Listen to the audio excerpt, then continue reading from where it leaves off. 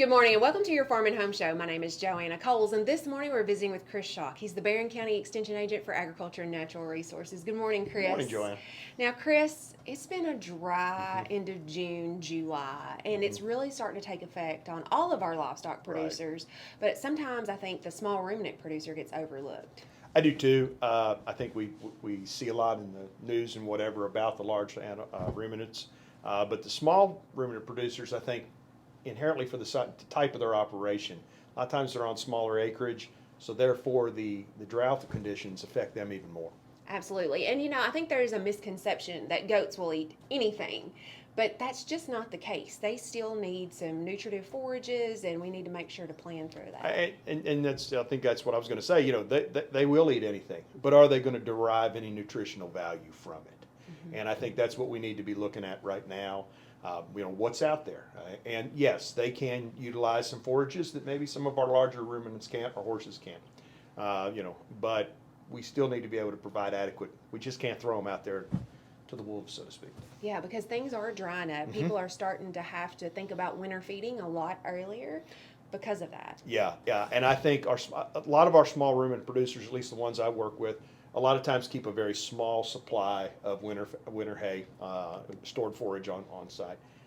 Folks, that's going to be a premium this year. I mean, I'm already hearing, I know you're already hearing these crazy numbers right now with about rolled hay and baled hay. So, we need to, I think I would encourage small ruminant producers, if they're going ahead and starting to feed earlier, they need to be very proactive right now and line up more winter feed. Well, with our first cutting, because of prices of fertilizer and things like that, some of those didn't get fertilized as they do normally. But then with the really dry June, July, we were really banking on that second cutting, Chris, and it's not there. It's not there. No.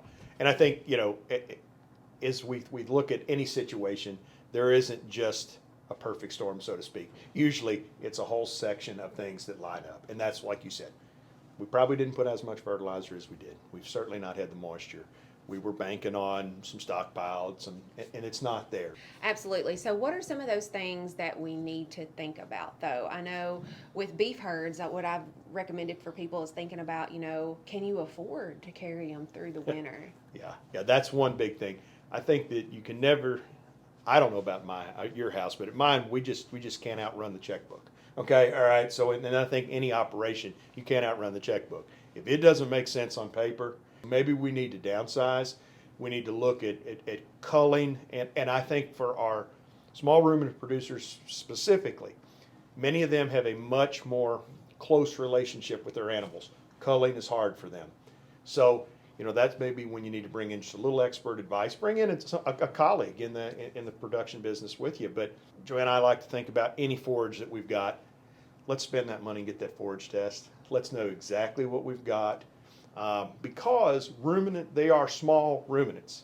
We can't just supplement with grain or some type of feed. They've got to have some forage. Yeah. Yes, and we don't want to complicate their health issues in the winter. It's already going to be a tough season anyway, and so we want to make sure that we know what we have. But I think supply is going to be a problem. I know each and every year you guys are involved with a Tri-County hay auction, and so, but I don't know if producers need to wait till then, Chris. I'm not sure. I don't think they do. We don't know what we're going to wind up with if we have a little harsher winter, that kind of deal. And we've got to make sure that they're getting some quality forage out there. With small ruminant producers, to be honest, what are we going to do? We're going to graze her down tighter.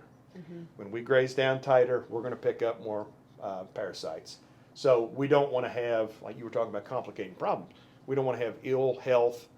Let's make sure we've got some good forage out there. We're going to have to spend a little money. Going to have to get the pencil out, sharpen it up.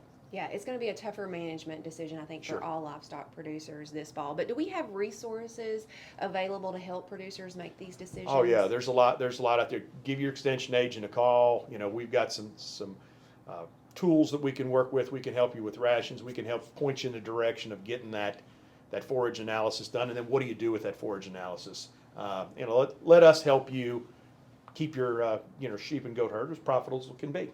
All right. Well, Chris, certainly appreciate the information. And if you have questions, make sure to contact your local extension office. Thanks for watching and have a great day.